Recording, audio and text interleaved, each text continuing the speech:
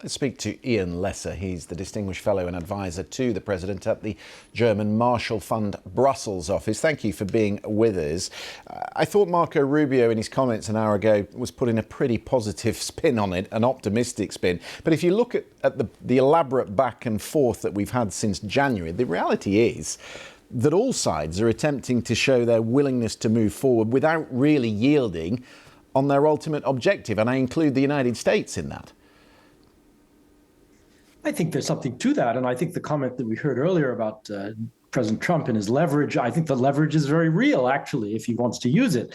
And I do detect that that President Trump and his administration are becoming increasingly frustrated with President Putin's lack of responsiveness. I think they will be pressing very hard to have at least a 30-day ceasefire. The question of what could go into a settlement actually between Ukraine and Russia is a much more difficult question. But in the meantime, to actually stop the fighting along the lines of contact that we have even today would be an accomplishment. I think in that sense, Marco Rubio is right. And I can see the President Trump getting very frustrated with Putin's lack of response. On the leverage, on the leverage, there is an intriguing sidebar to all this, and that's Senator Lindsey Graham. He's a very close ally of the president, as we know, and he's in Turkey at the moment, pushing his own plan for some bone-crushing sanctions on Russia. He says he has the votes in the Senate. He's proposing a 500% tariff on imports into the United States from those countries that are buying Russian oil, petroleum products, natural gas, uranium. Will the Europeans like the sound of that? Well, I don't think Europe likes a world in which those kinds of tariff threats are being thrown around.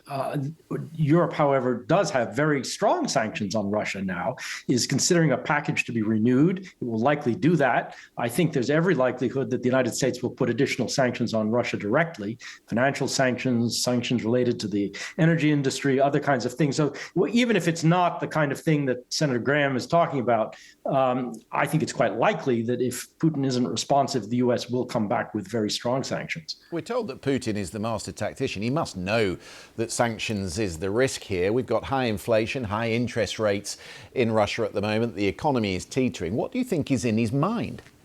Well, I think the leverage really is to get out of some of the sanctions.